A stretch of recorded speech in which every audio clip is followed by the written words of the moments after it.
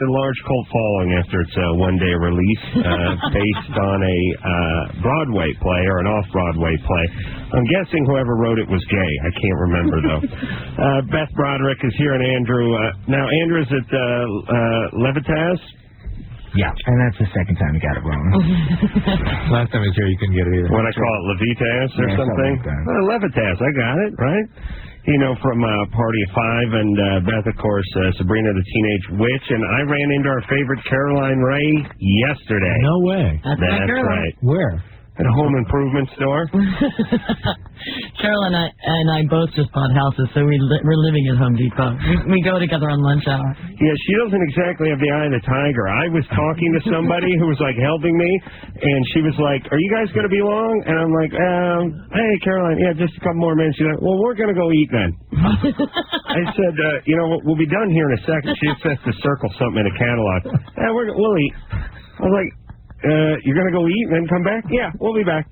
I said, Caroline, I swear to God, I'm almost done. That's okay, we'll eat. The contractor keeps saying, we're going to need sinks.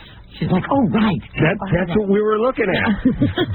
She was trying to bogart the sink book, and I told her I had to take a look at the sink first, and then she went to eat. It's a great affection for you, too, that was being expressed. Yeah, I'm going to go eat. She wanted to spend some extra time with you. She couldn't even stand with me for another 8 minutes until she got to the sink catalog. All right, well, anyway. That's good to have you back. You're back, too. Anderson's back in full force. You notice that? Yeah, he stood up at everything. Man, I almost fell over watching him stand up. Without the use of his four-legged aluminum cane, which is great. All right, so let's talk about Psycho Beach Party, because it just came out, and I was reading a good review on it in the, I think it was the LA Times on Friday on my way home from the airport when I was in Toronto, but that's all I know. We got a great review in the New York Times, too. It's actually based on an off-Broadway play by Charles Busch, who also wrote Vampire Lesbians of Sodom and Die Mommy Die. He's gay. Die Mommy Die? That's gay. Oh, yes. He's an old friend of mine, and he's a really fascinating guy, because he does always play female characters, but he does it in a way that's really female positive. You know, Die Mommy Die? Well, yeah, it's actually they're all really strong women, and kind of, you know, there's a lot of drag artists that kind of, for my taste, make me uncomfortable. They seem like really anti-woman. Yeah, I see. And Charles is not. Charles plays great, beautiful, glamorous, wonderful women. Now, is this, I was thinking camp, a fair amount of camp in this movie, and a fair amount of sort of John Waters sort of flavored comedy in this.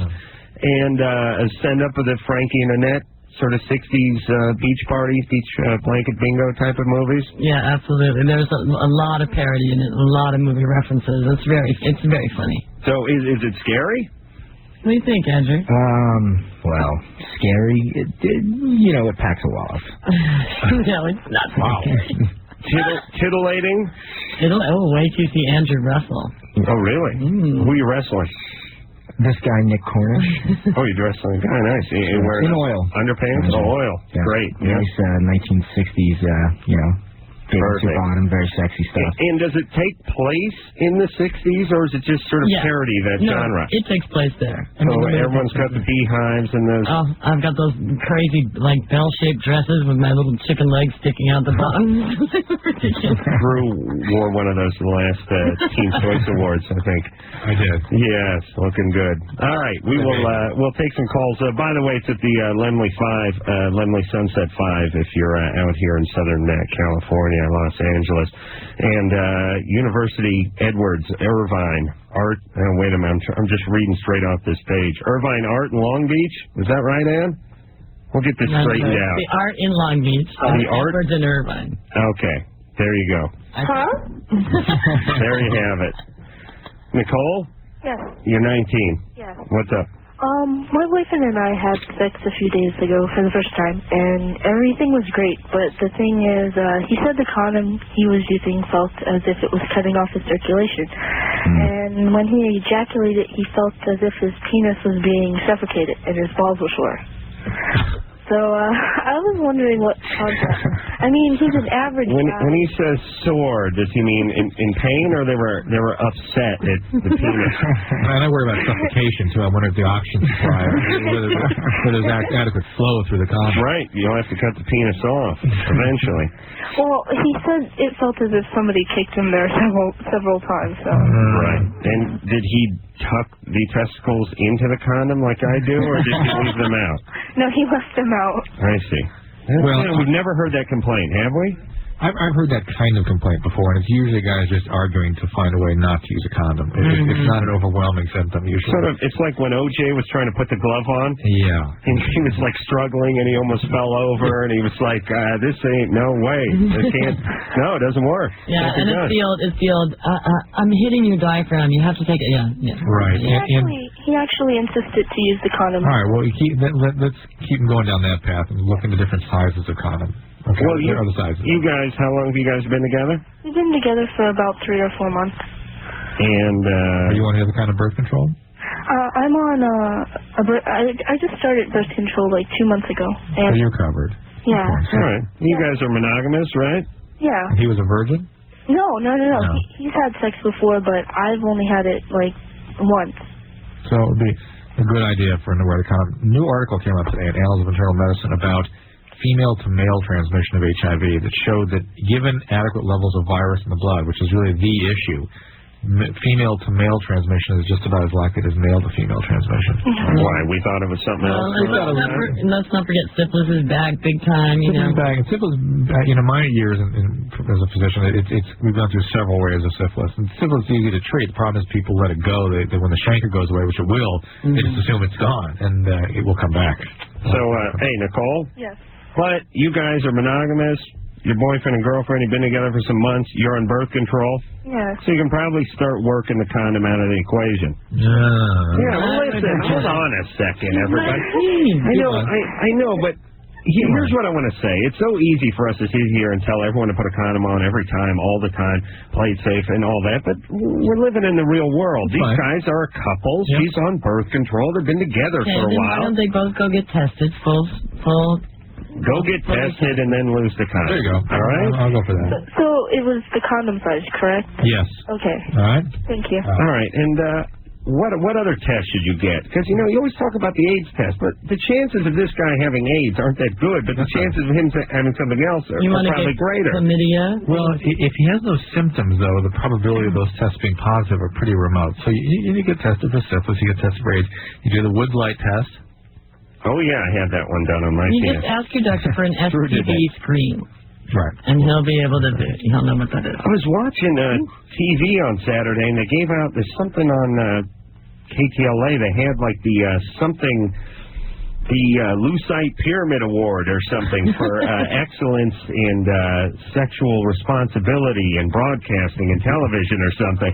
And they're giving one out to, like, the guy who played George Jefferson and stuff. And I always thought, where are we on these things? How come we never get a phone call? We got we got the Shine Award. Shine Award twice. Oh, we did. Yeah. I never did pick mine up the second time. Yeah. I sent an Indian to get it the second time I won it. Steve, he was drunk, so it didn't work out that way. Steve.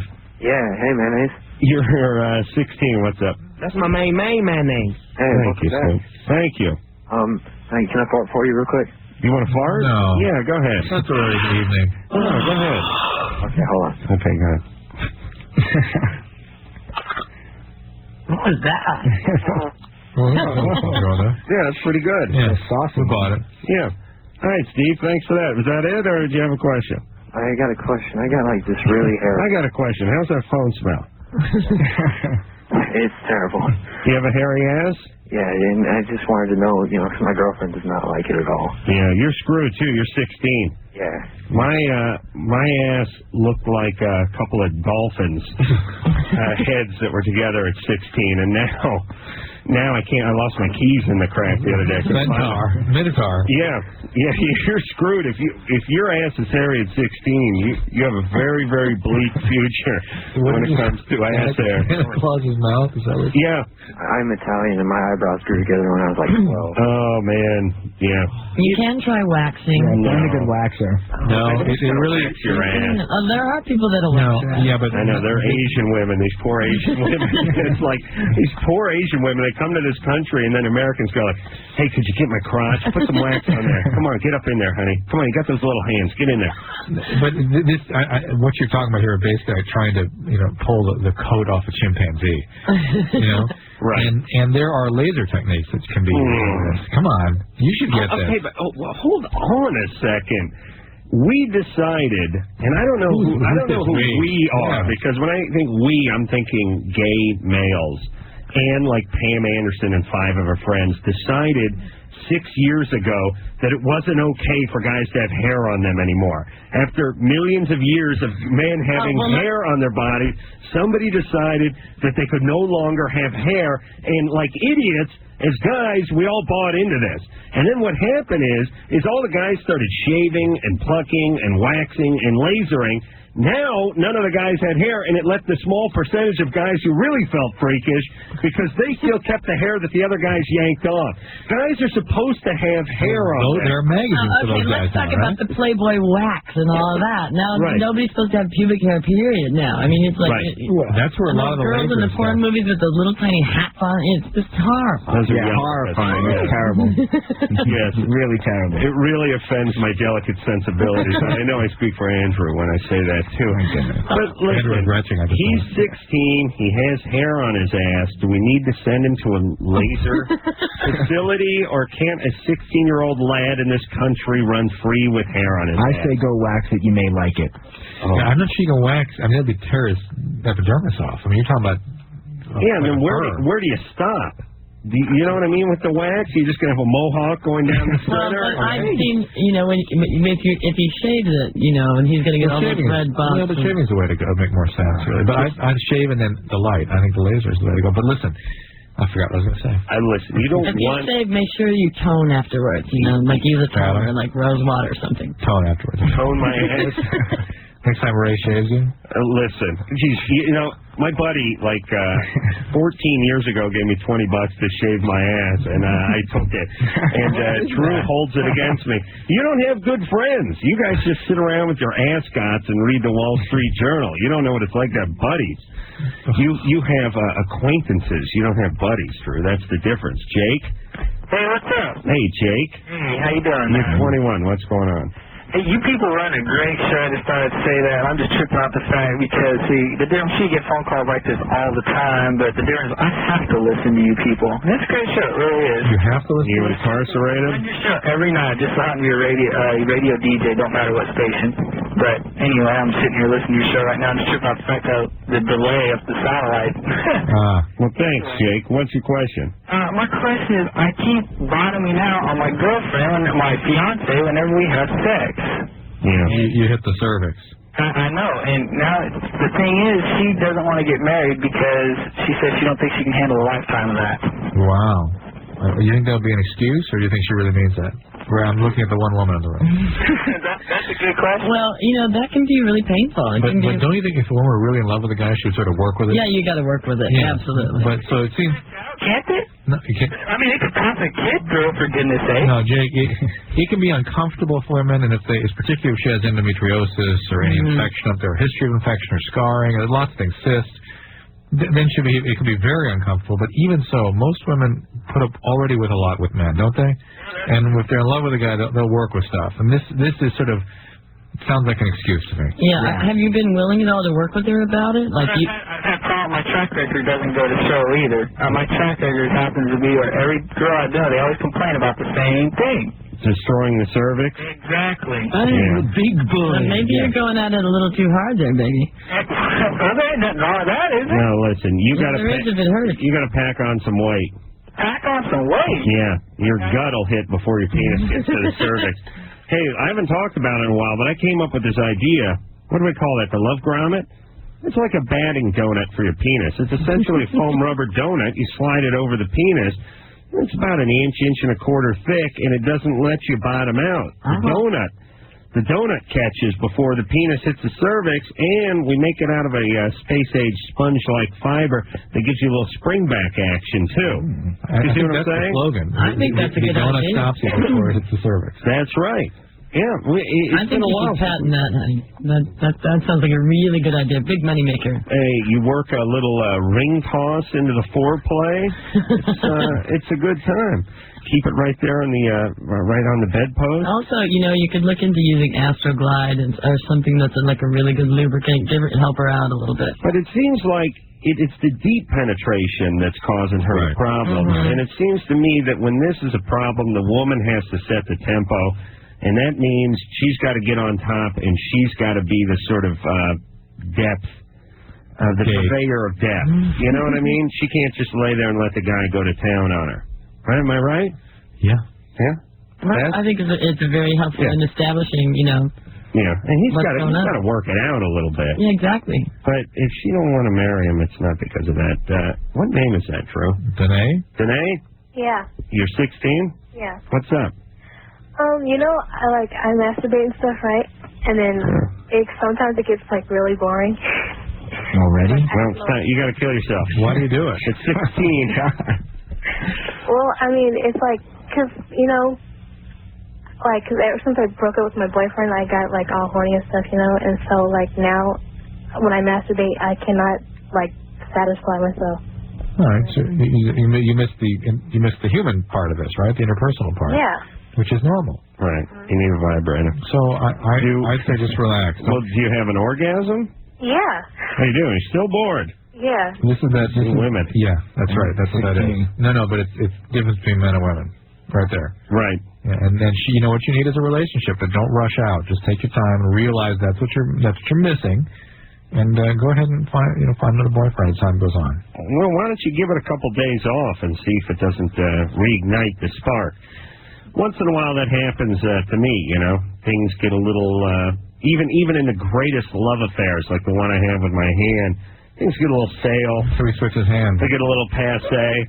So we take a little time off, like when a couple takes a vacation apart from each other, and we both think about what we mean to each other. My penis thinks about what the hand means. The hand thinks about what the penis means to him. And we reflect. We have a little quiet reflection. It goes on for about 15 minutes, and then we're back off. We're right back on it again. All right. 16. Women are so whacked out sexually they can't even masturbate. Well, it's more evolved. That sounds like a kind of a blanket statement. I know. Pal. I know. No, they can masturbate, but it's like they got to light a candle. And we were talking about this last week, and every time I talk to a woman, and maybe they just don't want to admit it, but I go, what are you thinking about when you're masturbating? They're like, just, like a Pegasus, and unicorn, scented candles. No, I mean, they have women have very vivid fantasy lives. Yeah, but they can't. Maybe they don't want to admit it to me, but they can never seem to nail it down. Well, it was this guy, then he turned into that guy, then it turned into a few guys, but all their faces were blurry. Well, let's put it this way. One of them was wearing wings. Before you came here and you masturbated, what did you fantasize about? Whatever was on the VCR. Exactly. Whatever he was looking at. That was the person. Yeah, whatever's in front of him. Men are very visual. That's right. Women are not particularly visual. It's a more emotional experience. It's a more emotional and it's a more visceral experience. Yep. It's has a lot to do with intimacy. Actually, intimacy, language. And it's just a whole different ballgame. Yeah. It's nothing to do with the language. I didn't have the sound up. Let's face it, when I was this girl's age, you didn't, if you brought a diaphragm with you, you were a whore. And then it could be your 8th date, your 10th date. I mean, women still have a hard time owning their sexuality because there's still this myth of the whore and the Madonna. I mean, that still exists. You still see this people patterning like that all the time. I tried to work a little dialogue into one of my masturbatory sessions about 6 months ago. You turn the sound up? No. Does the sound actually work on your television? No, I was going off of memory. Oh, I see. And I was, normally it's just like pure memory, but I was like, I must have been drunk or something because I was like, I was working a little like, hey, you know, like a little scenario, a little role play, a little fantasy. And there's one point in it. I think I told you this. There's one point when I was realized about halfway into it, and she went, "Oh, you're so big," and I started laughing. I was like, all right, hold on, I got to start over now because I just made myself bust up. So I had to like take a quick walk around the bedroom and get back into position, and I said, okay, no more talking. This is not working out. Alfonso? Yeah. You're 16? Yeah. You want to know if there's a legal age to have a vasectomy? Yeah, in the state of California. All right, that is a fine question. We're going to take ourselves a little break, all right? All right. All right, can you hang on? Sure. All right, don't try to do one of those home ones with a coat hanger or anything, right? Hell no. All right, just hang tight. We'll take a little break. We'll be back with Alfonso and his penis after this. It's Loveline. I'm Adam Carolla. That is Dr. Drew over there. Phone number 1-800-LOVE-191. Beth, Broderick, Andrew, Levitas are both here from Psycho Beach Party, which was out as of the 25th, which was Friday, I believe. You can find it at the Sunset 5 in Hollywood, Art Theater in Long Beach, University 7 in Irvine, or if you're somewhere around the country, www.psychobeachparty.com and find out all the cities it's in, hopefully one near you. Hey, Adam and I were just talking as we urinated together, as we always do. Right. That I guess Adam also, I want to talk about my incredibly awful Northwest Airline experience, but before I do, I want to hear about this story. Apparently Adam almost became a prisoner of the Canadian government. Yeah. You could do worse, by the way, though. They have a pretty good health care system over there. The Mounties came after you? Well, no, the big fat lesbians came after me. Let's face it. Well, okay, there's certain things that are funny about airports that I was experiencing in the Canadian airport. One is, and I've noticed this from traveling, and I bet you all have too, but no one wants to talk about it. Somebody must pick one nationality for security, and then that's it. That's it. In LAX, it's black. The only people who work security, whether it's any facet of security LAX, black. In Canada, they're Indian. Eastern Indian. Yeah. Right. And there's I've traveled to other airports where it's like somebody decides here's the nationality we're going with for our airport, and that's it. And I could just see them at the meeting. You know, it's like, how about we go with black? LAX already took it. Oh, Jesus Christ, no. How about Irish? No, there's not enough living close by. Well, why don't we bus them in? Now, let's go Indian. And it's like say, that's it. That's it. They decide on one nationality. That's it. No. When you travel, you'll notice that. This woman was working customs, however. She pulled me aside as I was going through there, and everyone told me, when you travel, say you're there for pleasure. Don't get into the business stuff because it's a big hassle. And everyone told me 10 times, just say you're there on vacation. So I said I was there on vacation. I got pulled out of line. She opened my briefcase, and she found an itinerary that was about 9 pages long that started the following day at 7:15 and went every 15 minutes until 7 that evening, and then started at 6:45 the next morning, went 9-minute increments. It was like Good Morning Canada and this radio show and that radio. I mean, like, pow, you know those itineraries we all hate so much. So after getting to like the 4th page of this itinerary with 170 stops, she said, you still here for vacation? And I said, oh, Christ. I'm thinking, I'm going to kill that chip at our office because he's the one who told me, you're there for vacation.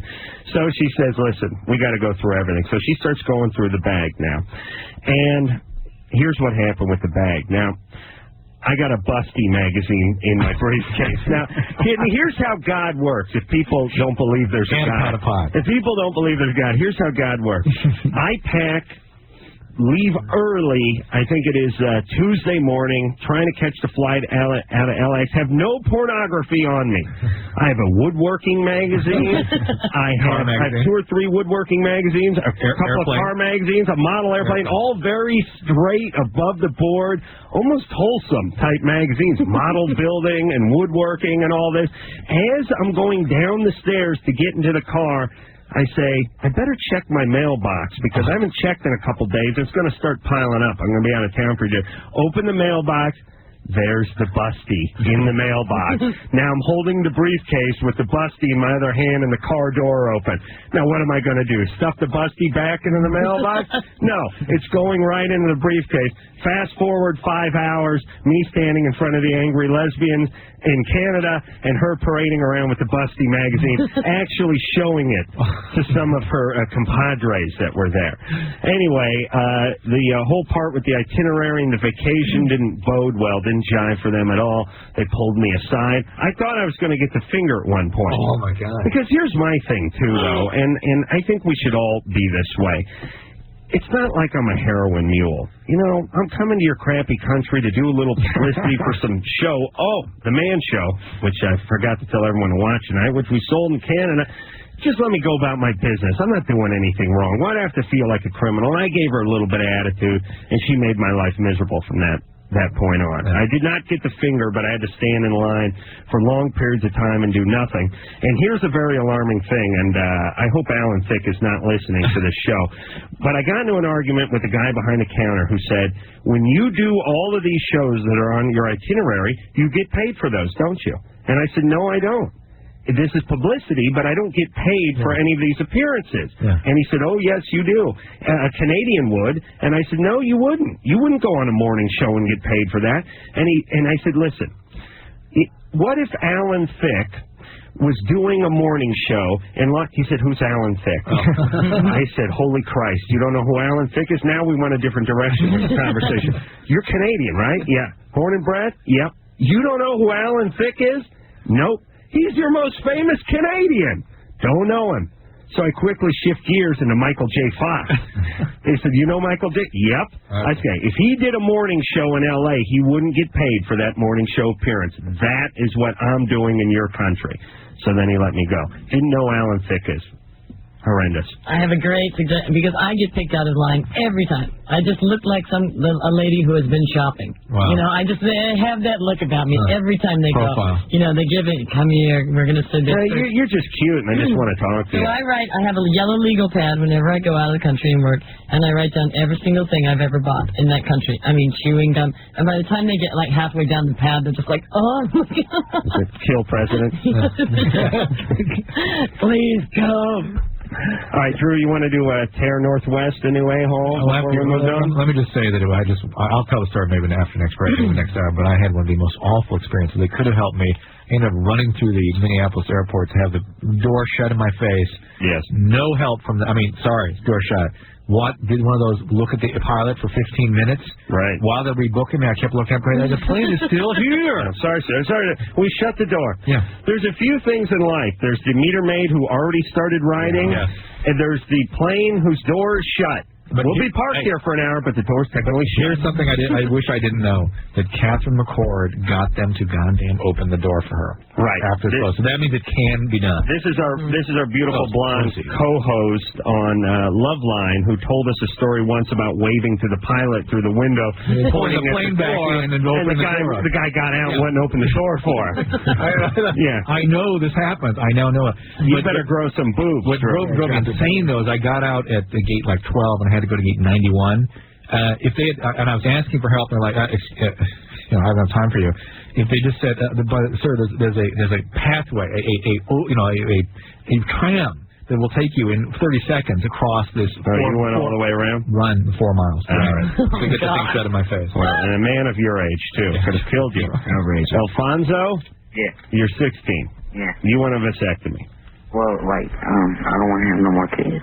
No more kids? 16. How many kids do you have? Oh, you don't have any kids. I got a 2-year-old. He's going to turn 2 in October. All right. 14. In the world that Adam wishes to create, I'm certain you would be, this evening, airlifted for You'd be pulled out of line, yes. Yeah, but in reality, I don't think you're going to find anybody that's going to do that procedure for you, mostly because of concern that as you become an adult, you'll change your mind. Right. So I don't know that there's any legal aid other than the fact you would require parental consent. Listen, we have talked to people who have 2 kids who are 23 years old and they can't get one. They're very difficult, and doctors are very reluctant to tie tubes. I mean, for women as well when they're that young. It's ridiculous to me. Response to the legal system. But you know what it is to me? It's like it's the thing you sign before you go bungee jumping. But it's they like can get sued later on. But how can you sue? What legal grounds do you have when somebody comes to you you and says, shut up, and says, I want to have this procedure done, and you say, you understand the ramifications of this, and you say, read this, sign this, you do the procedure, and then they sue you later? What grounds do they have? I didn't understand that paper they made me sign. Why did you go to it? I was too young to know. That was 10 years They should have known that. They shouldn't have done it. Yeah. There you go. Tough ass is my point. I mean, anyone who volunteers for something should be able to have it done, especially when it comes to not having kids, especially when you had your first one at 14. But you know what? You should be wearing condoms anyway at the age of 16 because there's a lot of sexually active people around you, so be careful anyway. And let's give Alfonso his props for wanting to stop having kids, all right? Yeah. At least he's got his head around. Alfonso. Yeah. Couldn't you just hit your scrotum with a hammer? Oh, man. No? Okay, all right. I'm no doctor. I don't know. Did you get all right. It is good that you want to be responsible. That's very cool. Yes. Although he was a little late. 14 when he had his first kid.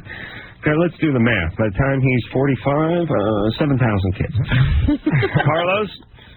Yeah. You're 17. What's up? Hey, I was gonna ask you guys. I wanted to know, like about 2 weeks ago, I was like in the bathroom, like looking at my penis. I don't know why, but like around it, some like I don't know, like some stuff. What kind of stuff around it? Your balls, perhaps? Maybe your thighs? You're going to have to help me a little more than that, Carlos. Hold on, I think I know what he has. Stuff around the penis? Yeah, like on the ring. Very clear. The ring. Yeah. The ring where you were circumcised? No. Or the ring that your boyfriend put on it? Are you circumcised? No, I'm not. So was this like a debris, something that's just stuck under you? Pretty nasty. Well, guys uncircumcised, they can get. Oh yeah, fungus and stuff. Hubcap can get under there, sure. But like around the ring, I have like I don't know, they look like little little pimples. Yeah, that's probably. What's the ring? I think he's talking about the coronas at the head of the penis. Oh, it is? But listen, you can get pearly penile papules up there. You can also get other kinds of sort of clogged pores, let's call it. But it's all normal. As long as it's symmetric all the way around? Yeah. Yeah, that's normal. Yeah. But keep things clean down there, all right? They call that Orion C ring. Keep extra For clean. you astronomers. Extra clean. I'll tell you, that could have got me into astronomy. They started naming stuff, like, the big dildo instead of the Big Dipper, like a Orion C ring or something, that kind of stuff. That would have got me right into that. Cassie? Yep. Yeah. Cassiopeia. Hey, that's something up there, right? Does that mean something? Sure. Doesn't that mean something up there? I guess. All right. Go ahead, Cassie. What's up? Like last Thursday, I met this guy on the internet. Actually, it was about a week ago, and he was 17, and we just like talked on the phone and stuff like that, and he was like, "Do you want to hook up?" And so I was like, "Yeah, sure." And he lives near you? Huh? He lives near you? Oh yeah, he lives like. Hey, just a word of advice for people that are meeting people on the web. Try to make sure you like have a reference, like somebody you both know, or something in common, so these people can't swoop in and. Well, with Satan, I think they're both friends. They're both friends with Satan. Okay. Or meet at a neutral place. Try to do that. Make sure somebody knows the name and phone number of who you're meeting. Bring your gun. Bring somebody with you when you first meet. Yeah, I did. Tie a piece of floss to your ankle and just have your dad keep letting slack out as you walk down the street. Tug on it twice if there's trouble. All right. So, oh my God. Imagine if this thing was around when we were kids. The web. I mean, just hooking up, just sitting at night, just meeting people. You know what I mean? Yeah. I mean, like one big party. So he's 17. I'm 13. Yeah. And where'd you meet up with him? On the internet, and we met up at the mall, actually. The mall. And how old did you tell him you were? 16. All right, so you met him at the mall. And I was actually with my friend, and then she ended up leaving because she had an emergency. And so we were at the mall, and we went to his house just because, and he was planning on taking me home later. And we ended up, making out, and he attempted to give me oral sex, but I was kind of reluctant, and so he didn't really get very far. Chivalry's dead. And so he didn't. He didn't really, but he did. It's hard to explain. Does he know how old you are now? No.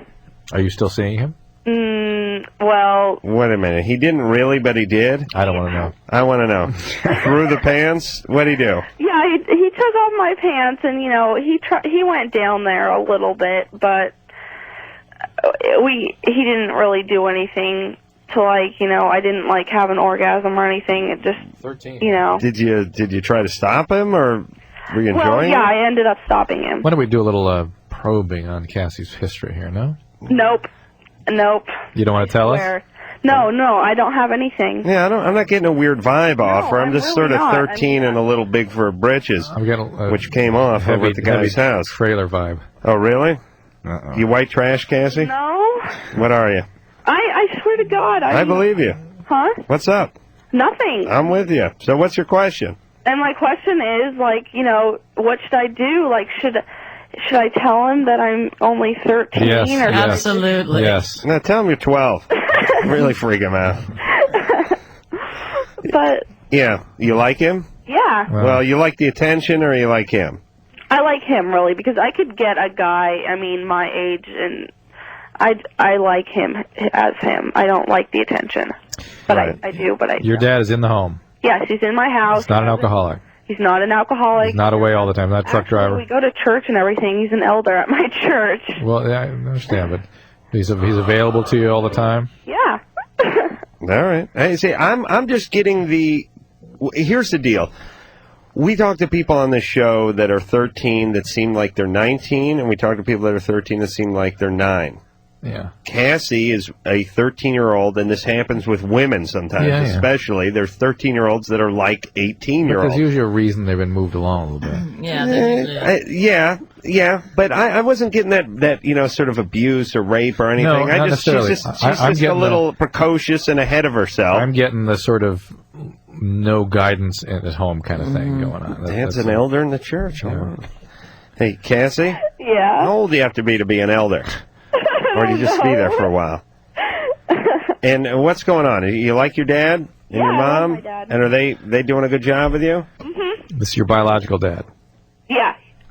You know what the truth is? Anybody that you're going to have a relationship with, it's only going to really be good if you're honest. I mean, if you're going to have this relationship based on a lie, which, by the way, is an illegal situation, it's not going to be good. And here's the good news. Mm-hmm. 20 years from now, you'll be single, you'll be on the internet, and you'll be lying to guys that you're younger than you actually are. So you can look forward to that moment, all right? Yeah. Yeah, those are good times. You know you've arrived.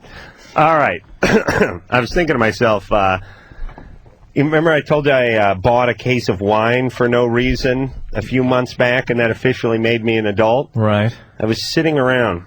I actually bought a case of red wine for no reason other than to have, and I thought, now I'm an adult, because that's a serious adult move. I was sitting around watching TV today, and a commercial came on where a vacuum picked up a bowling ball, and I thought to myself, I own my own bowling ball. and I leaned back in the sofa and I went, that's right. You do. I've arrived. That's right. I own my own bowling As long ball. as you got your own washer and dryer, some Why good red wine, and a bowling ball, that's big. But when you own your own bowling ball and you're not too much into bowling, you've arrived, baby. Fred Flintstone had a bowling ball. That's right. That's my point. Good point. Thank you. All right. We will take ourselves a little break. Andrew and Beth are both here promoting Psycho Beach Party, which is currently out. Beach Party. We'll take a little break, and we'll be back after this.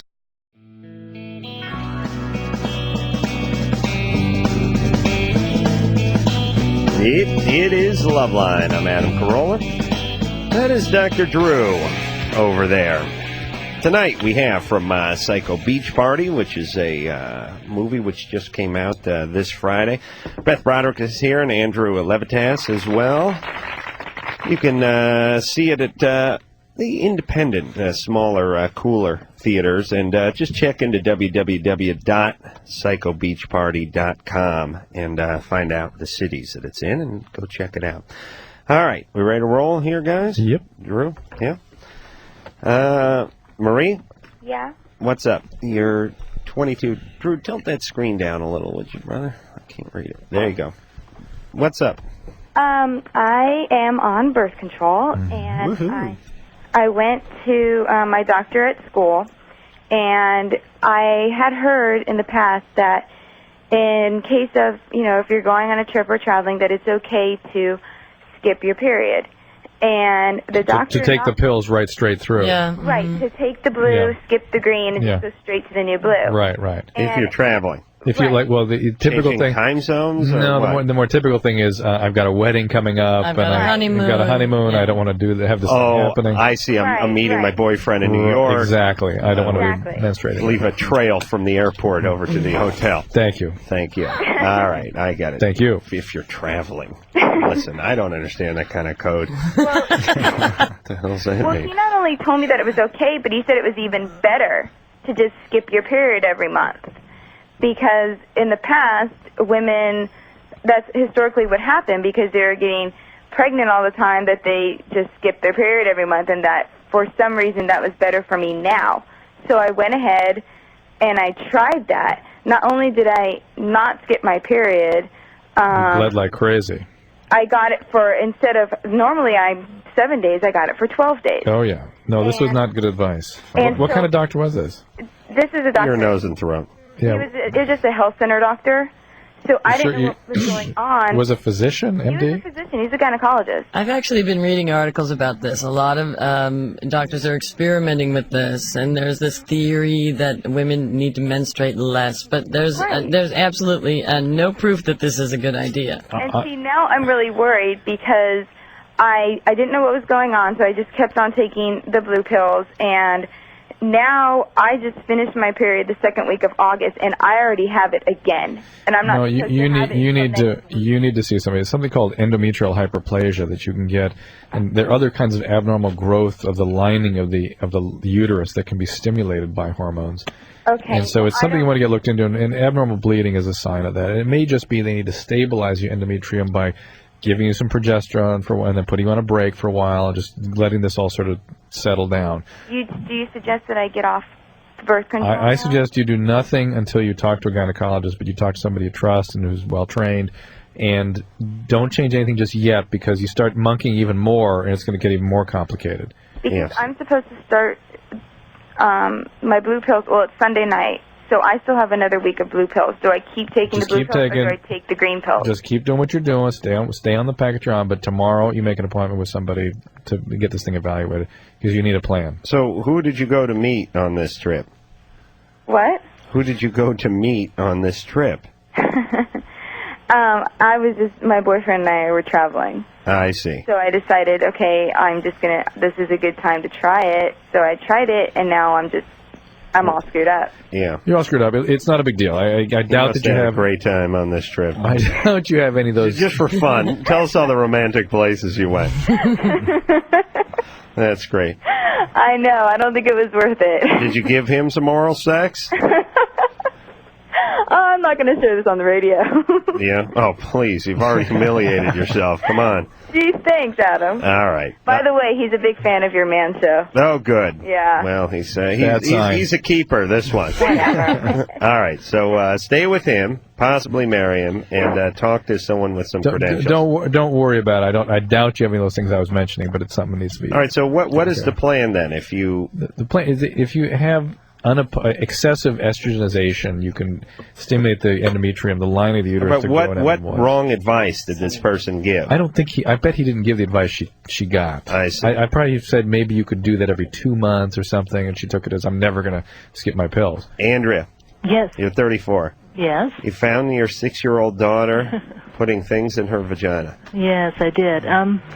My biggest question really was because she just come back from summer trip with her dad. And I wondered if something, kind of happened when she was there. Because before she went on the trip, she was not doing the stuff. And I caught her a couple times, like, taking her underwear off and going to hide in her bedroom. And yeah, it sounds like there was... Your ex-husband? Yeah. What kind of guy is he? Well, he was an alcoholic. What do you mean he was an alcoholic? Well, he stopped drinking. So he's a dry drunk right now. Dry drunk, yeah. And he was abusive and... all that, yeah. Yeah. So why did you let him take this child away? Well, we've been separated for 5 years, in the courts and the legal system. I told him all this. Isn't there somebody supervising this from the courts? No, not really. Where did he take her on this summer trip? He lives in upstate New York. I see. So she just wanted to stay with him? Right. He and her sister. I mean, who knows what went on? Oh, he's living with his sister? No. No. This girl's sister. Her sister. The two daughters. My two daughters. Oh, and her sister. Yeah. I see. How old is she? She's 10. Oh, All right. man. She's she putting anything in her? No, not that I know of. Well, that's a good sign. Well, at the very least, it suggests there's been some abnormal Well, arousal. wait a minute. What about talking to the 10-year-old who will be a little more able to discuss these things? Yeah, but just picking her brain a little but bit. I'll tell you, this kind of self-stimulation and arousal mechanisms don't develop naturally. Well, maybe she went and got hold of a couple of his porn movies or something. Yeah. Oh, yeah. That's the problem. Yeah. That's it. I'm not saying he did anything sinister, but something happened. All right, so... And it needs to be evaluated. So how? A child psychologist. Or primary pediatrician. Start with your pediatrician. She can't talk to her? She's Start with the pediatrician. No, can't talk? Can't talk? Ask if anything went on? You can ask, but you I mean, you get a vibe. People have training and they know how to it already needs evaluation. All right, listen. I'm going to talk to my kids. Sorry. I know that sounds old-fashioned, Drew. You want to whisk your kids away to the Mayo Clinic every time they scratch their crotch. We'll take a little break. We'll be back after this. Yeah. All right, I kind of screwed that one up. I'm not going to try it again. Tony Hawk's going to come in a little bit later this week, and we'll talk to him. That's always nice. Good guy. Tonight we have Beth Broderick and Andrew Levitas from Psycho Beach Party, which, again, you can find if you just get on your computer and go to www.psychobeachparty.com and find it near you. It came out as of last Friday. I guess it was a hit off-Broadway for how long? Was it there for a for long some years? time. I think it was like 10 years or something they ran off-Broadway. 12 years. Yeah. And now it's a movie, and boy, there must be a fair amount of writing in converting something from a well, it wasn't a musical, was it? No, it was a play, but actually the director, Bob King, is here. He and Charles did have to work very hard to adapt it from a play into a movie because you had to really raise the stakes. And it takes, I'm a writer, so I know it takes a lot of effort. Yeah. I'm a writer, except for I don't write, so I don't know about how the effort part works. All right. Christine? Hello? You're 18? Yes. What is up? I've only had sex like 10 times, and during intercourse, I hear a sound. It sounds like a fart, and I'm just wondering, does that mean I'm like loose, or I don't know what it is, and it's like freaking me out. Yeah, you have a whoopee vagina. It's coming from you, though, right? Yeah, but I don't know. Like, is that like normal, or is that like? Well, what would this happens periodically to everybody? But what is the recipe for this? Is it's vigorous sex meets moisture? It's different people, different positions. Right. It's air. It's the air of those two people in that particular angle. Right. Getting in there. And to air is human, Christine, so don't worry about it. Okay. Absolutely normal. But is it during certain positions that you notice it more? Yeah. Yeah, like which ones? Like when I'm on my back. Like. Oh, really? Yeah. Jeez, that would be my guess for the least loud. Yeah, I would have thought position. doggy style would promote that a little more. Yeah, doggy's the one you hear it the most, and it's really the most vulnerable position for hearing the sound. You know? Yeah, I like it. Hella freaked me out. I'm like, what the hell? Don't laugh. Yeah. Yeah, that's why I always bring a towel in that position to bite on in case something funny happens. I'll just bite on that towel. All right, Christine, you're normal? Okay. You're fine? Everything's good? The guy just crank up the stereo. Okay. You guys get good and drunk and no one will know, all right? Okay. All right. Thanks. All righty. Amber. Hi. You're 17. Yeah. What is up? About like 9 months ago, I started on Depo-Provera, which is birth control. Right. And recently, like within the past 6 months, it's hurt during sex. Like, I don't know if it's made me smaller or... No, probably it might make you drier. And estrogen is a good thing for the lining of the vagina. And Provera, or progesterone, sometimes isn't as good. Or it sort of causes a depletion of estrogen, let's say, and it can make it irritable and friable and less moisture. Friable? Yeah, this is your vagina on drugs? Friable means like irritate. It bleeds easily, that kind of thing, gets irritated. So what should I like? So Depo-Provera means what? It's progesterone? Progesterone, yeah. So you ought to talk to your doctor about it. It may be better for you to be on the pill. However, I was just reading some data that suggests that there's been a decline in the teen birth rate in this country in the last part of the 90s, and about 75% of that was due to increased use of these long-acting birth control agents. That was Charlie Sheen's sobriety, too, wasn't it? They said that? Roughly, yes. Put a pretty big dent in it. And so these agents have been extremely important in terms of utilizing effective means of contraception. So there's less likely to be failure using these long-acting means. Right. All right. So she should talk to her doctor about maybe switching to the pill. I bet that would do it. All right, Amber? All right. All right. Thanks. Good times. Yeah. Jonathan? Yeah. You're 17? Yeah. What's up? I have boils, I think, right above my penis and, like, between my legs. That's terrible. You have boils? Yeah, like, it will hurt. I hear it when you touch them. Are you overweight? No. You asked because stuff may be rubbing together? It just, in those moist, folded areas, bacteria tends to proliferate more. I see. Or is there anything I could take, like, to get rid of them? Yeah, you can take antibiotics sometimes. That's a common thing that people get. What's the difference between a boil and a carbuncle and a zit? And it's all basically the same stuff. As far as you're concerned, it's the same. It is. Yeah. Okay. So soap could clear that up. Physahex, antibacterial soaps might help it. I've had it for a while now. Well, then you may need some antibiotics. So sometimes, usually these things are staph, and it sometimes means eradicating the staph on the surface of your skin. So, okay? All right.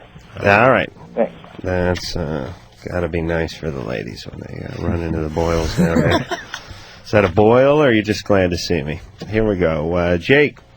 Yeah? Jake, Hello? you're 16. Hello? No, he's not. No, you're not. Jake, you're not 16. I'm 15. You're 15. Yeah. All right. Adam Carolla? He's Oh, I love no. the Man Show. Oh, So thank you. You love the Whatever. Man Show? Yeah. Good. This is the sweet spot for your listening demographic, or viewing demographic here. The 15-year-old retard? The pre-pubertal 15-year-old. That's right. Thanks, Jake. Did you watch tonight? No, I missed it. Oh, now how do you say you love something and then you miss it the night it's on? I was gone. My grandma had a heart attack. Oh, that is no excuse. No excuse. Why? When she saw the girls jumping on trampolines, she had a heart attack? No, she had a heart attack earlier and I had to go to the hospital. All right. Is she okay? Yeah. Okay. Do you have a question tonight? Yeah. I had a physical with, like, this really nasty old guy. Yeah. Yeah, he was 31. Right? Well, I'm sexually active with my girlfriend and all. Good for you. Yeah. Like, really grossed me out. Now whenever I have sex with her, it's like I can't get him out of my head. What'd he do to you? Grab my balls and told me to turn my head and cough. Yeah. Anything else? Like, he's all going like, you like that and all? And Oh, no. No, he didn't say Jake, that, give me you a break. idiot. Damn right, you know it! You like that. Most little boys like that. I've not had the turn your head and cough thing in a while. That's a hernia? That's what they're feeling for? Yeah. Yeah. Now they just actually feel my hernia and ask me to cough, right? Right. They just grab the hernia and say, oh, it's getting bigger, Adam. Yeah. Yeah, I've had this hernia down in my junk area for, it's been a good 6 years now, I think. It seems to be holding pretty good. Yeah. Nothing, no reason to do anything, Well, right? When you start putting the roof on your garage, it'll come Oh, down, really? Drop down a little further. Really? Yeah. Yeah, no. It's We'll doing see. fine. It's doing fine. When I had a little surgery on my hand, Drew suggested they take care of my hernia at the same time. What is that? It's like it's like the mechanic saying, well, as long as we're going to drop the tranny, let's just go ahead and redo this, the pressure plate and resurface the flywheel. I mean, as long as we got it up on the rack. They wouldn't do that, would they? They might. Right. You know what I mean? Really? If you're going to be under a general, why not? I like going under a general. I'm looking for any excuse to go back under a general. Are you kidding me? People are always like, every time you go under the general, you have a chance of something going wrong. But how bad could it be? You're passed out. You know what I mean? You'd never know it. Well, I've had them come in and say, we couldn't intubate you. It was impossible to intubate you. We had to go through in panic. It was scary. Oh, really? When you were could under? Die, yeah. Yeah, but that's what I'm saying, and I know maybe I'm getting a little too philosophical about this, but I certainly wouldn't want to know I was going to die before I went under, General, but after... It just would be nothing. You drift into nothingness. But you don't have kids and things whoever like that had to drive you home just wouldn't have to make the trip. That's all. why you have nobody that relies on you for anything. Well, Drew, you'd be in the poorhouse a week after I went under. So are you kidding me? Look at Drew. I got you and your kids and your wife to support. Look at it that way. I just want to thank you for that. There you go. That's what I'm saying. Kathy. Hello. You're 16. Yes. Hi. What is up? I have a question for Dr. Drew. Yeah. Like my vagina lips, they're like long, and I want to know if there's any like surgery I could have it done. There actually are those sorts of surgeries, but not at your age, I wouldn't think. So it's and I don't think it's anything you should necessarily be concerned with. Okay. Okay. Wow, they're long. Yes. And has anyone seen them? My boyfriend. What's he have to say? He really doesn't say anything, but I feel like uncomfortable. You know, it's embarrassing.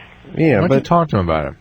Well, have you compared it to your friends? Well, I told one of my friends, and she's a lesbian, like, had her take a look at it, and she said, like, comparing to hers, mine are, like, really long. How long are we talking? Wait, she consulted a lesbian friend? Yeah. Yeah. And had her put her up on the rack. Let's take a look. Yeah. Talk about a gig. Oh, yeah, I'm a lesbian. Oh, no, I know vaginas. Yeah, we'll have a look. That's nice. 16. Yeah. I had a gay friend examine my penis for a weekend. We're up in Mammoth. It was, I don't know if you need to look at it the entire weekend. It's so close, too. Yeah, right up there, with the mouth and everything. Yeah, it didn't seem right. Yeah, at the time, you know. I mean, with all the acts I had in me and everything, it seemed like a good plan. Kathy? Yeah? Yeah, you'll be fine. Although they do have these procedures. Right. They have these, like, gynoplasty procedures where they have, like, hymen repair and they have, like, labia tucks, and it's a burgeoning a field that is going on out here. Have you heard anything about this? It all just sounds insane to me. I mean, I wouldn't worry about it. If your boyfriend's cool, and just relax, get some magazines, take a look at some other women's vaginas, and get familiar with what they look like. Yeah, that might make her feel better to fix it all up and tuck it back in or whatever she's got to do. But I mean, she's 16. She shouldn't. Listen, here's the thing. They do come in different shapes and sizes, and guys aren't normal. I've never heard any guys complain about it. I really haven't. Do you know what I mean? Drew, you got a story? No. I'm thinking that you never hear them complain or praise. Right. It's just there. Yeah. It's just, hey, thank you for letting me see it. Whatever shape it's in, thank you. Thank you very much. Yeah, guys, I've heard guys complain about odor, and from doing this show for 5 years, that is the only complaint we've ever heard from a guy, right? Yeah. And we know guys will complain about anything, right? Right. And there's a few things that women think guys care about that they don't really care about. And then there's a whole bunch of stuff that guys really do care about that women aren't interested in hearing about, which is kind of ironic. Right. But the vagina, no, as long as it smells fine and they can get at it, guys are happy. Robert? Sleeping. Oh, really? He's been on hold for 9 minutes. He's not asleep. There he is. You're 16. What's going on? I was wondering if I could get warts on my penis. No. Yes, you can. It's an impossibility. Yes, you can. It's a mathematical impossibility. What most men do. If you lived to 150, you couldn't get a wart, Robert. Not you, baby, because you're special. What's the question about the warts? I have warts on my hand, and I was just wondering if I could get warts on my penis if I masturbate. Well, that's actually an unusual thing, but it can happen. No, it won't happen. Let me ask you, does your mother have an oven mitten? No. Okay. You're going to have to get one. Washcloth? Sock. Yeah. Can't you do what I do and use the cat's tail? Just wrap it around. Robbie, listen, I understand, and I can't figure this stuff out. Like warts, for instance. Why is it if you have, and we've gone around on this, and, you know, the answer is it's a different virus or whatever, but you get a wart on your finger, you rub your finger all over your penis, you get no wart on your penis. The same is true of herpes. Why, if somebody's having a herpes outbreak, why can't they auto-inoculate themselves to other areas? Like, they could get it in their eye and they'd be in trouble, but why can't you push it on your skin? Yeah, I mean, right. You get herpes from a towel or something, and now you got a herpes on your nose, and you scratch your nose, and then you scratch your nuts, and no herpes on the nuts. Yeah. Why not? Right. Auto-inoculation. I mean, I'm not going to argue with it, but I mean, it's weird the way these things are set up. Mm-hmm. All right. But he's all right. If anything, add a little texture. Along these lines of weird viral behaviors, there's a school of thought beginning to come out now about HIV that you should treat the virus like in pulses and give the body a time to sort of almost like you would get a vaccine against it. So the virus would sort of surge on, and then you get it under control with the medications and bring the virus on to surge again. Give your immune system an opportunity to develop sort of an army against the virus, take them off the medication, and sometimes the viral load stays down. So to not continually knock down the virus so that your own immune system can't build up against it. Like keep re-exposing it to bursts of the virus. Now, the problem with that is that you allow certain virus to also proliferate, then they may become resistant to the drugs. Right. So you could either auto-inoculate or make multi-drug resistance, in which case you got a big problem. So what's the school of thought now? It's evolving. Anderson or Andreas? Andreas. Hi, guys. You're 30. What's up? I want to call and say you guys got a great show. I really like listening to you. Thanks. My question is for Dr. Drew. Mm-hmm. I had a severe case of epididymitis a few weeks back, and I'm currently taking this antibiotic called Cipro. And well, I really want to know what caused it initially. I talked to my. You probably never know. Did you ever have an STD?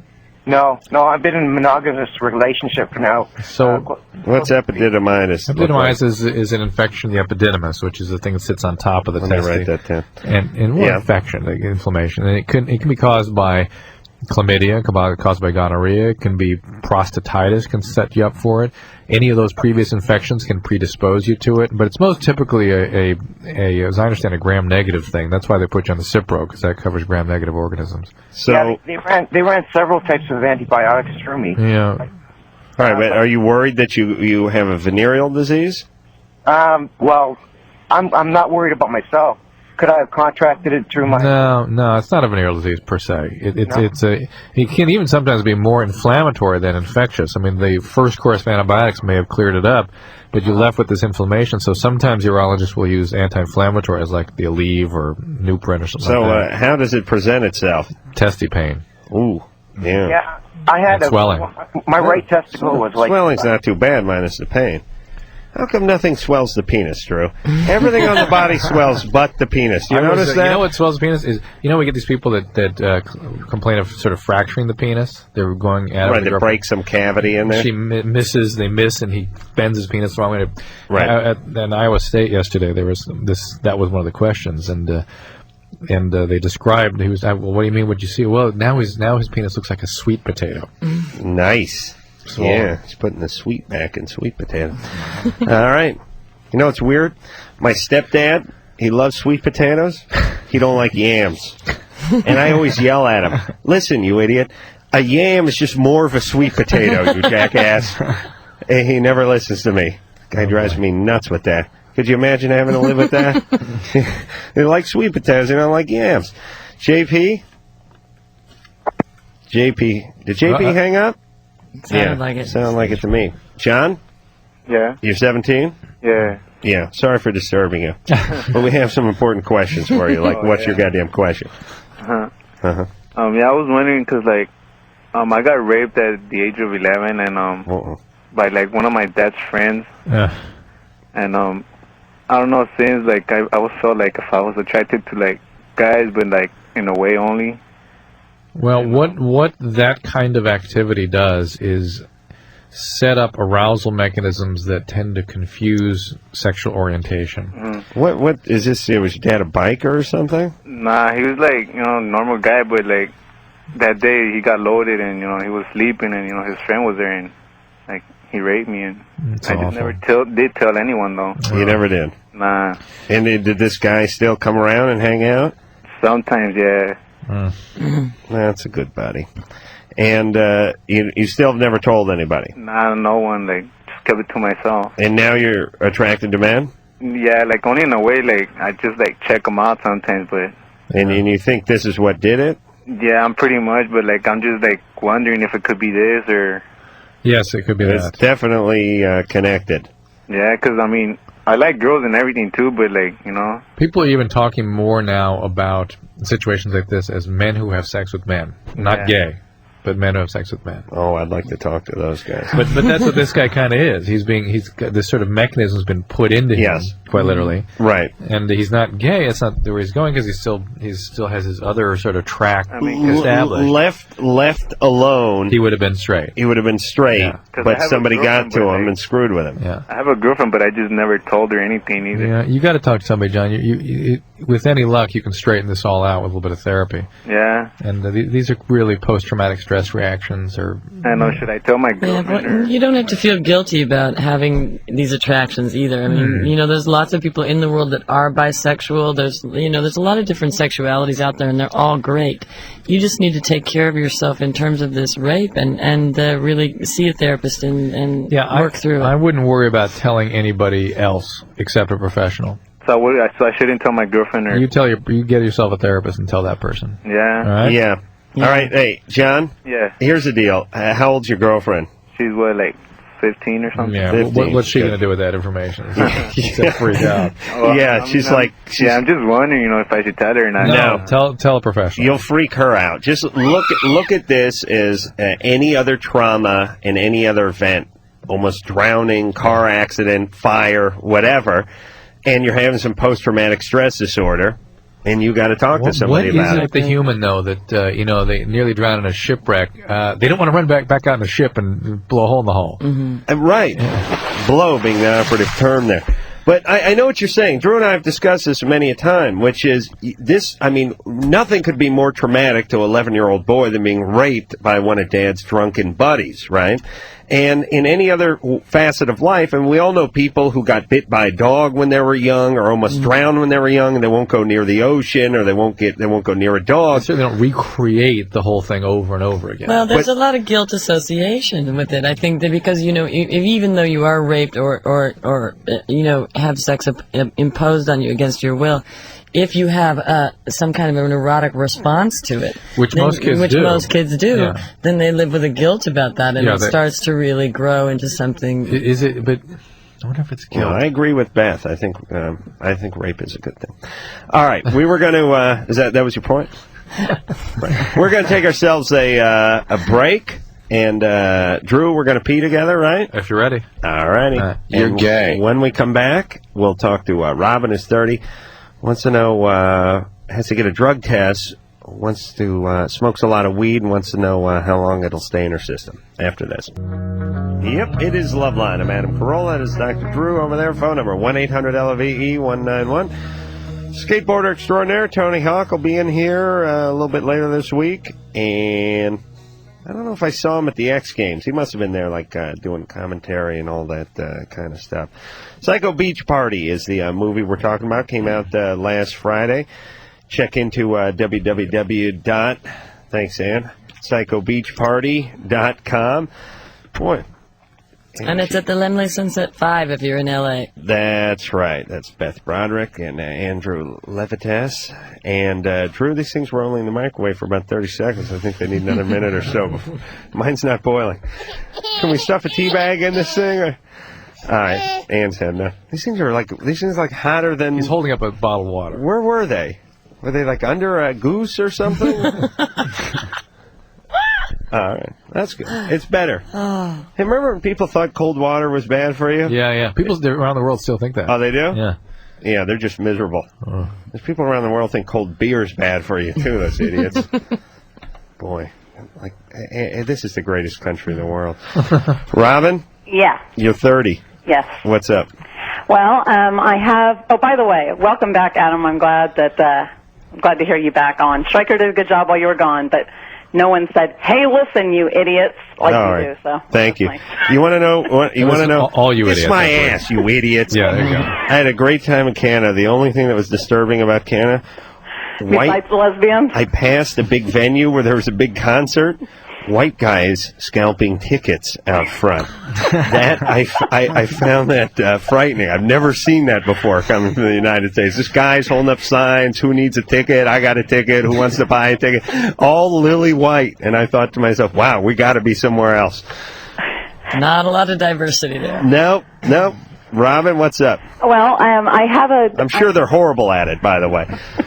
I have a drug test coming up. I have a job. I'm going to be interviewing for a job, and I'm probably going to get it, and I'll have to take a drug test. The thing is, I've been smoking pot. I just stopped like 2 weeks ago. It'll probably be, by the time I take the test, it'll be like 6 weeks, and I know it'll still be in my system. But I was thinking is if I take one of those cleaning kits to clean up your urine, I know that the test can detect that, but if I do it now, in 6 weeks, will the kit still show up in my urine? Not so much the pot, but the kit, the cleaning kit. The cleaning kit, though, if I understand, there's all kinds of different things out there, but most of those are designed to be used in sort of imminent anticipation of a urine test. Yeah, like so in the other words, night before kind of thing, right? It's not like it's going to pull the pot out of your system. It just adulterates the urine, and they will be testing for adulterating agents. I guarantee you. Oh yeah, exactly. So That's what I'm saying. You're much more likely to have an adulterating agent detected than the pot. What is the gig that you're trying to get? Oh, you'll just mock it. Don't worry. Kmart. Is it a Walmart no, gig? it's not. It's not the kind of job. Actually, it's working for the city, doing it's like a snitch job, where I basically kind of tattle on other employees. It's called a security ambassador. It's up in Seattle. Yeah, the pay's not good, but she gets to wear a sash and tiara, which is kind of interesting. Good. It's just you have to live in Seattle to get there. Security ambassador? That's what they call it. It's just basically what you do is you kind of walk around downtown Seattle and just kind of you kind of just keep all the homeless people under control. And every city needs a Hesher ambassador running around the city, don't you think? Yeah. I mean, they're jovial and happy. And by the way, this is the job. This is the job that, like, when you have a factory and you have to hire your retard nephew, this is the job you give him to keep him out of the way. You're the ambassador of, and then it runs through your mind: Lithuania, France, security. Yes, you walk around the floor, make sure everything's on the up and up. Don't bother checking back. Just be on your way. So you wander the streets as the ambassador of security. Yes. Hey, Robin, here's the deal. What if you come across any foul play? What do you do then? Basically, you're there to help homeless people find shelters. You're there to help You're mostly there helping people. You help tourists. You're wearing a uniform. Tourists are encouraged to approach you and ask you questions. All right. 6 weeks from now, you should be fine. Don't lose any weight. Don't exercise heavily beforehand because that could mobilize it from your fat. But, okay, so I can just lie around and just. But should I not? That's right. It's important not to move. No. Eat carbohydrates and fat. Don't restrict your calories in the 3 or 4 days before going in. Okay, and that should be fine. 6 weeks. 6 weeks should be plenty of time. Okay, right on. Right. Thank you so much. All right. Hey, bye. I'm sure Seattle's such a progressive city. It's got to be the only place. Just walking around in the rain, keeping things secure. How much extra money do you have to have as a city to start appointing security ambassadors, and how can we get in on some of this? You know what I mean? You need to set up Microsoft in your town. Jesus Christ. That's what that is. That's what that is. Yeah. We don't have enough cops and school teachers. They got security ambassadors walking around. Yeah. Is that what that is? You get Microsoft and Boeing, and that's what that is. And now you get security ambassadors. Yes, this is more fuel for keeping people like that, intact. Right. Yes. Mm-hmm. You get. You mean we need more people like that in our city? More rich people to buy as security ambassadors. All right. Let's talk to Brian. Brian. Yes. You're 25. Yes. What is up? Well, my wife and I have 3 children. It's like a hall monitor for life. Yes, for city. You know what I mean? It's like a city. It's like a hall monitor for you can't get over the it. city. Yeah. Sounds like a good gig, though. You're not really responsible for too much. They have a big music hall. They've got that music museum now. Don't use that drinking fountain. Someone put gum in that one. Use the other one down the corner. Sounds too fabricated, too Disneylandish, too Spielbergian, you know? Brian? Yes. You're 25. Yeah. What is up? Well, my wife and I have 3 kids, and it seems like after our first child, our sex life is kind of diminished, kind of like her libido has dropped down. Which is very common. Well, I was wondering if there's anything I can do to help correct that. Should I just try to lay off and let her set pace, or has it gotten worse? I've had a labia drop and a libido drop in the same night. Has it gotten worse with the subsequent 2 kids? Well, not really. So it's just since the first one has been bad. What's that? Since the first one, it's been bad. Yeah. What's she good for a week? What's that? What is she good for a month? A month? Well, I said week originally, but maybe not. Too painful to say it that way. Right, a month. What can we put you down for? Maybe about 3 or 4. All right, that's approaching national averages. It is. Oh, really? Depressing. That is depressing. 1.5 times a week. That's why people don't want to get married. Goodness. And let me tell you, after maybe a bunch of kids in the house, everybody's too tired. You can't work it in. You people are too tired. Let me tell you, if there's an owl hooting out on the tree, it breaks my rhythm. I couldn't imagine some kids running around with a wiffle bat banging on the door while I'm trying to bang mommy. I couldn't imagine. Well, our kids pretty much take care of themselves. So. How old are they? How's that possible? 1, 3, and 5. Oh, sure, they're on their own by 2 or 3. Yeah. Right. One's heading off to college. The other one has their own life, old friends. They're probably embarrassed when you come pick them up from preschool, right? Yeah. Yeah. They don't like to be seen. They're kind of cover their eyes. Sneaking out the windows at night, hanging out, smoking cigarettes with their friends. Sure, 1, 3, and 5. Yeah, maybe you're done that's parenting at that age. They're pouring their That's own autopilot. Maybe that's the problem here. Is your expectations of what your wife needs to be doing is completely bizarre. I mean, she needs to be on those kids all the time. Well, the 1-year-old I can see is going to need another 6-8 months worth of parenting, but the 2 and the 5-year-old, I mean, do they vote? Good to go. They're good to go. 5-year-olds signed up for ROTC. He's going to be going away to Thailand in 6 months with the Marines. Well, if it was his choice, he would be, but...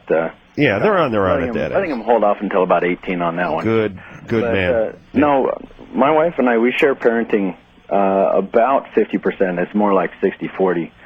She gets the 60, I get the 40. I see. Do you both work? Yes. And so her just... Now, sometimes when a woman's libido drops off, and Beth, you can chime in here... Sometimes it's got to do with the... I don't know if I could comment. Well, it's a lot of the time it's got to do with the man and not being heard in the relationship and that kind of stuff. That's what I was getting at. If he's like saying, hey, the parenting's over now, it's about me, she would be so angry that it would be unbelievable. Women need communication. Is not over yet. Right, okay. So she's not angry at you? No, not at all. Okay. We have a very good relationship. We're best friends. Okay. Yeah, but this is again, you talk to the women, she's like, oh my God, I've told him 1,000,000 times, I need this, I need that. Are you sure she didn't tell you something 1,000,000 times? Oh, I don't know. I only listen to her about 30% of the time. There you go. Okay. Do you get any oral sex? No, actually, she doesn't like doing that. But, however, I do that. The 5-year-old, on the other hand.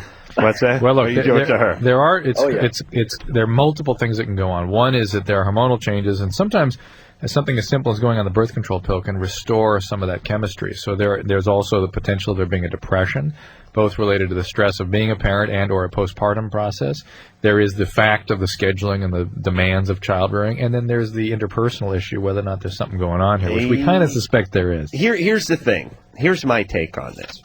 If a woman is closed down, sort of biologically, physically, does not, just not in the mood, but loves the hell out of her husband, thinks he's a great father and a great husband and adores him, she's going to throw him a bone once in a while. Absolutely. She's going to give him a little oral pleasure. She's going to give him a little sex. She's going to realize that, hey, maybe I'm not into this, but I'm really into this guy and I want to make him happy. Unless you're severely depressed.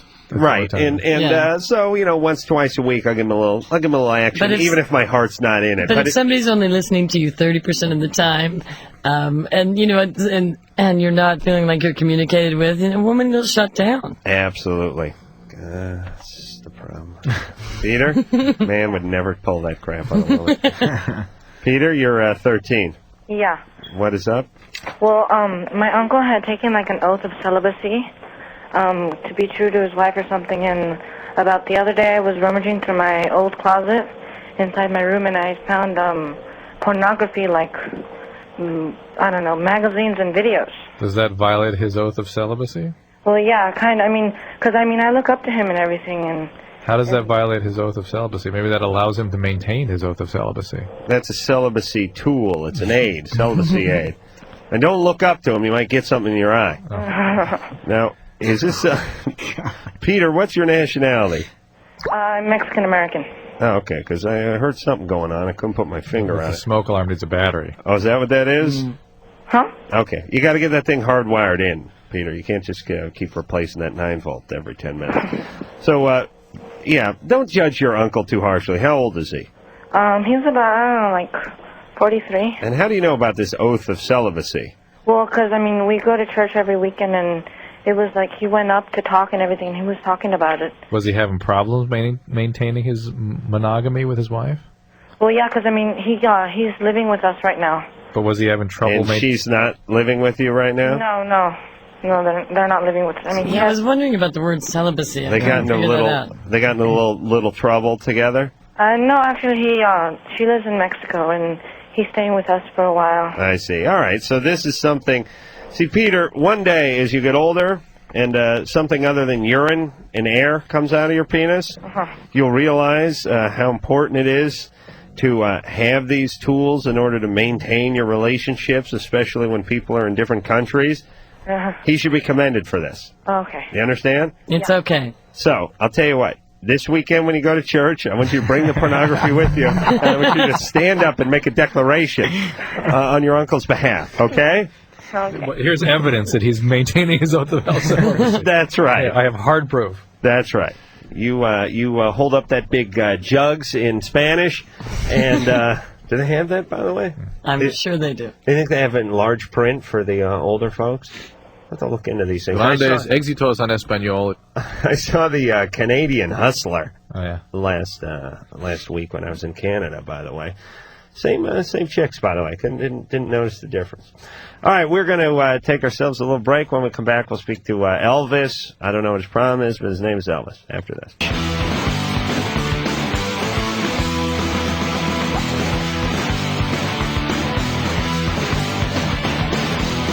It's Loveline. I'm Adam Carolla. It's Dr. Drew. Beth and Andrew are both here from Psycho Beach Party. You can see it at the Sunset 5 in Hollywood, and also you can log on to www.psychobeachparty.com and find it at a theater in your town.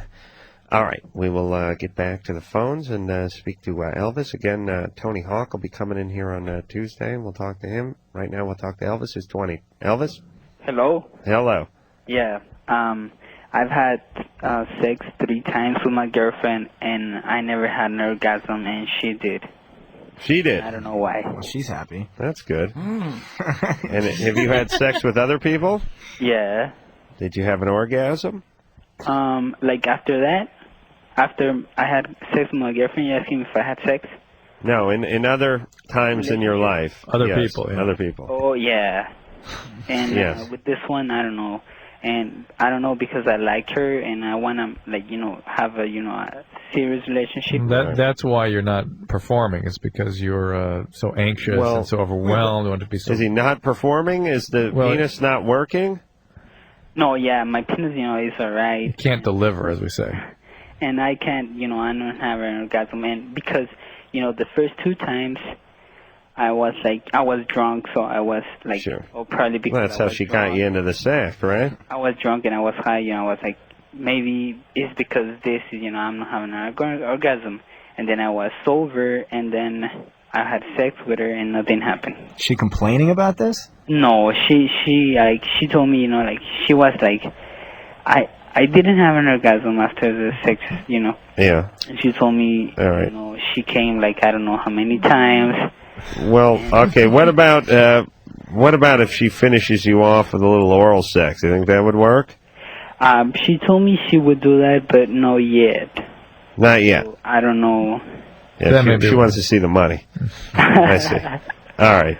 Elvis. Here's the advice. Yeah. She doesn't care. Not that much, not yet, although women do take these things a little bit personally sometimes. Don't freak yourself out, because the more you freak yourself out, the less chance there is of it happening next time. That's right. And leave the booze, the coke, the weed, and all that kind of stuff on the nightstand, because it's going to get in the way a little bit. Oh, like how? Like the crack pipe's going to burn your Johnson. No, it's going to slow you down. It's going to numb you a little bit. You need all your focus. You need all your concentration. Can I make you another question? No. Why not? All right, because I don't believe the first one. All right. I believe he smokes pot. Wow, Elvis, you smoke a ton of pot, don't you? No, I'm getting drunk. Oh, okay. You smoke a lot of pot. All right. No, I didn't smoke today either. Yeah, maybe not today, but Tomorrow I will. Yeah, no doubt. All right, go easy on that. It's affecting your brain. We can hear it. And don't masturbate for at least an hour before she comes over. Oh, I'm like... The pot could be the whole problem. Those times. I can't. Hey, Elvis. What do you do for a living? Well, I work in So you're working. like in a store when they sell clothes and everything. All right. You know. Okay. I wish you wouldn't ask that question. I'm so scared one of these days some of these kids are going to go, air traffic control. I'm just convinced that's going to come out of their mouth one of these days. But listen, all you folks, and you know, like, I swear to God, I was drunk in Canada. I was there for I was there for 3 days. I was drunk for 4. Yeah. Now I don't know how I worked that out. I think something with the time difference or something. But I don't pass too much judgment on people. But I can tell you this. Those of you who smoke a ton of weed and think it has no effect on your personality or your demeanor, we can tell. And so can everybody else except for your stone buddies. Just slow down. I'm not asking you to quit. Just slow it down a little bit. They can't. They have to stop for a little while. Some people can slow it down and some people can't. But it's a cumulative effect. So in order to have all that stuff we hear go away, 6 to 12 months abstinence. All right. And they should just put a hose up through their ear and just run tap water through it for a few months. Tap water and oxygen, yeah. Oxygen, all right. Shantae? Shantae. I beg your pardon. There you go. What's up? I was just curious on what the long-term and short-term effects of acid are on the body. Well, it's a brain issue only, and short-term, it can affect your thinking and your mood. You can get a locked-in syndrome where you feel like you're not coming down and stay in kind of a dreamlike state. Long-term, the most typical problem is persistent and lifelong mood disturbances that can be quite serious, associated oftentimes with panic and anxiety. You thinking about trying it, or you've been doing it? I did last night for the first time. Yeah. And I was just curious. The main thing is with making sure you don't keep using it, because every time you use it, it increases the probability of a lifetime of difficulty. Did you like it? Kind of. How much did you do? Just 1 tab. Yeah. And did you see trails? Did you hallucinate? Yeah, just let it be an experience and don't do it again, and you may have dodged a bullet. Okay. Yeah, you'll be fine. All right? Okay. All right. Thank you. Yeah. Bye. I don't know. Have you ever done any tests about the female brain versus the male brain in these sort of drugs? Yeah. It seems like the male brain can take more for longer. Is that true? Or chicks not into it as much? It's not. Or nobody knows it? Or how does it work? I know it sounds like a horrible question. Yeah, I don't know if there are comparison studies out there. There are studies done on just men and just women. And the stuff that I see on men looks a little worse. Oh, really? Maybe because they're doing more. Are they doing more of it? I don't know. See, it's because it's not men versus women, the stuff I've seen. Right. I'm trying to think. I guess you'd have to go to there's so much data now coming out on the disruption of the serotonergic limbic system, the emotive system from these drugs. It's just unbelievable. It's unbelievable. Okay. So, listen, everybody. That's leave your brain alone. Just until you're, 18 or 20 or something. Then you use it like a petri dish. Right? Take it out. That's right. Amber? Hey, how you guys doing tonight? You're 18? Good. What's up? I've been having a recent problem. I've always kind of had it, but I have like lumps in my right breast, and around my period they tend to swell a lot. Those are cysts. Well, I've had them checked out, and the doctors tend to tell me that there's nothing wrong. Those are cysts. Those are normal. Okay, well, my question is my boyfriend and I have been getting closer, and I wanted to know, should I just straight out tell him? Because I have a feeling he's going to, like, freak out on me. No, he won't even know. Tell him every woman has it. Well, You could have 5 nipples. If you told him every chick had it, he'd believe you. Most women do have this. Well, recently it's been pretty noticeable. All right. Don't you do eat? Well, eat if a lot it's of chocolate? noticeable, then you got to tell him, right? Doesn't caffeine have an effect on that? Caffeine, chocolate, smoking. I've tried that. Okay. You tried all those things? Well, Yeah. double down on them. I agree with Drew. You've been on birth control pills? I was about a year ago. And they get worse or better? I never had it before. In the past 6 months, I guess I've noticed. Sometimes it'll get better on the pill. So. All right, listen. We're getting back to this, but it's a good note to go out on, which is guys are not as nearly as freaked out over the stuff that you women think guys are freaked out over. No. They don't care. They don't like They're just grateful. Yeah. Oh, my God. Happy to be there. It's a real-life chick. Oh, you're going to hold still and let me have sex with you? Oh, my This God. is great. Can I call a buddy? Or Oh, no. Stupid question. If I have sex now, then I'll call him. Fine. Good. We'll put him on speakerphone? 6 nipples? No, Fine. question. Fine. Great. Whatever. Finish. Hold still. All right. I'm done. Okay, can I use the phone? We'll be back. All right. Well, there you go. I want to thank Beth and Andrew for coming in here from Psycho Beach Party, everybody, out here at the Sunset 5 in Hollywood, and various select locations around the country. Again, www.psychobeachparty.com. Take that on your computer, figure it out, and then go see it. Drew, we'll talk to you tomorrow night from Chicago. We have a bunch of pro snowboarders in here, and I'm going to find out when the last time they got hit in the nuts is.